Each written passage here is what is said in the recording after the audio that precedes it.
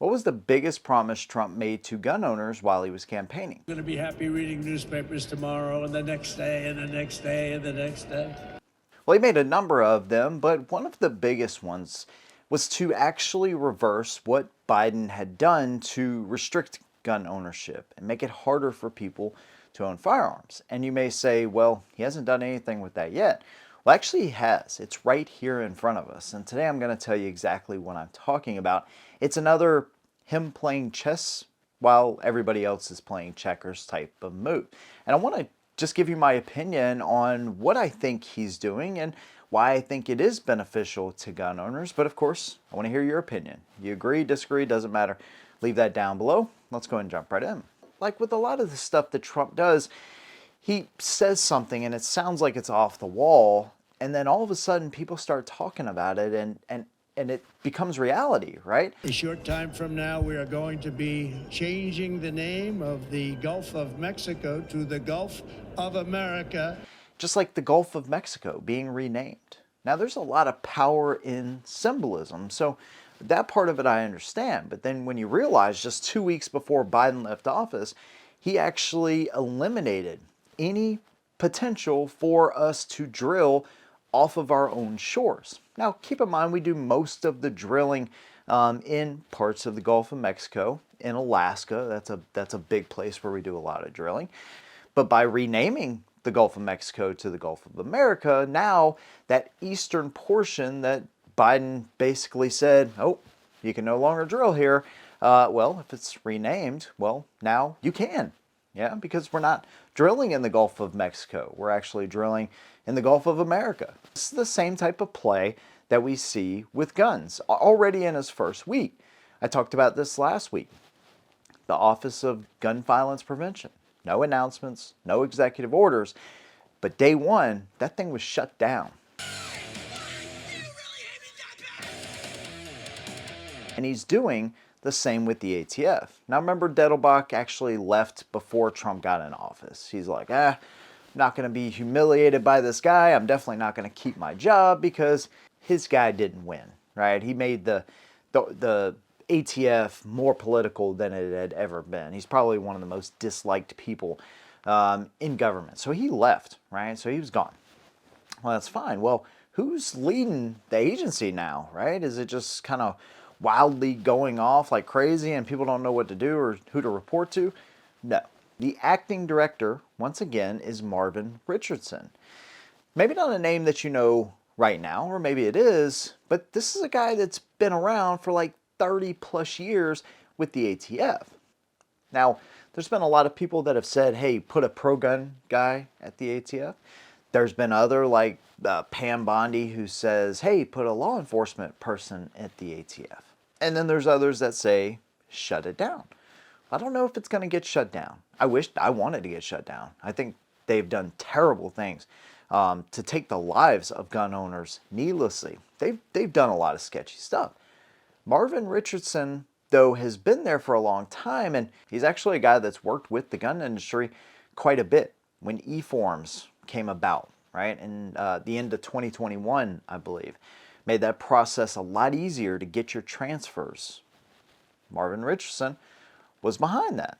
He's also been known to go to SHOT Shows and actually attend these events and talk to gun owners, right? Making it less of a boogeyman and more of a face to an organization that is almost universally hated by gun owners, but somebody there that you may actually be able to count on as being somewhat of an ally, or an ally at a distance, if you will. Somebody you don't want to put all your trust into, that's for sure. That goes for anybody in government. But somebody that may not be pushing for rights to be restricted, like somebody like a Dettelbach, who essentially was just seething, foaming at the mouth, couldn't wait for Biden to put through orders or get directives from him or put through final rules on pistol braces. Marvin Richardson was there during that whole debacle too, but of course he wasn't the face, he wasn't the director then when they actually went through the whole scare tactic in 2023. I don't know if you're referring to any particular incident or time How many period. instances should Dettelbach had already taken that role, and he was gleeful in the way that he treated gun owners. Like I said, there's not a lot of them. There's not a lot of us out there that actually like the guy, because it seemed like every chance he got, whether it was frames and receivers, pistol braces, FRTs, and no-knock warrants, Dettelbach was behind a lot of that.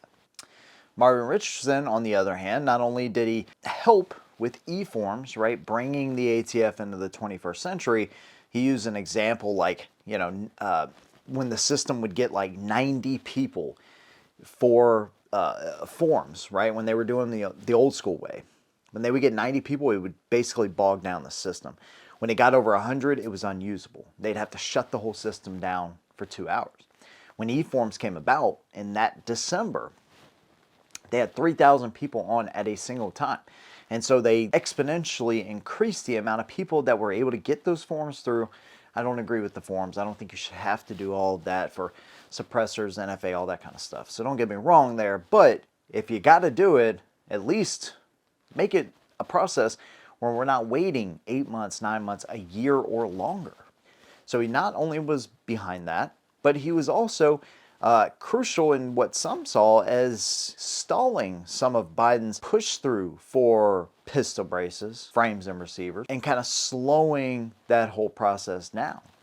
Actually, there was gun control groups that said he was some kind of friend of the gun industry and he was secretly working for them. And dude, if a gun control group doesn't like you, we probably do like you.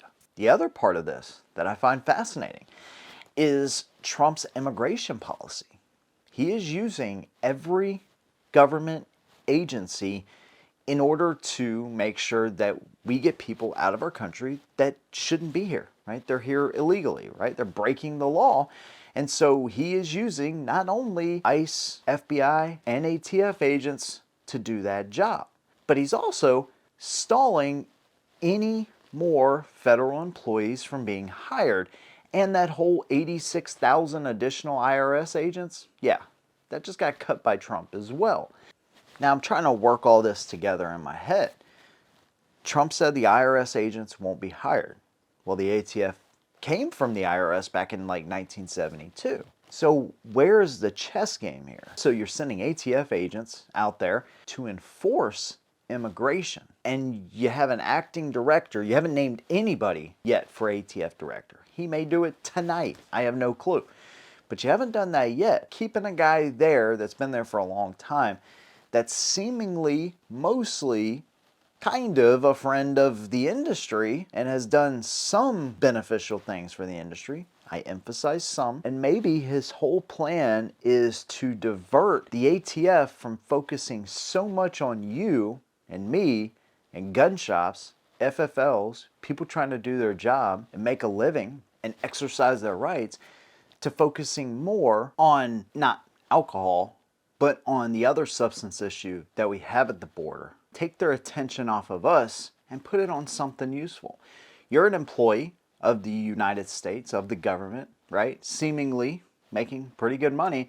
There's 5,000 of them with a $1.5 billion budget. Maybe he sees their resources because they're armed, right? Just like what he says about IRS agents, right? They're armed. Maybe I should send them to the border. Instead of getting rid of them, have them focus on a completely different task. Maybe it's not necessarily in their wheelhouse, but that to me would be kind of almost a righteous punishment in a way for the ATF coming after us so hard. Now you use some of those same agents that came after us to go fix the border that Biden did so poorly on. Trump playing chess while everybody else is playing checkers. That's just my opinion, though. Of course, I want to hear yours. No matter what it is, leave that down below. If you like what I do, consider subscribing. See you in the next one. And as always, hold them down.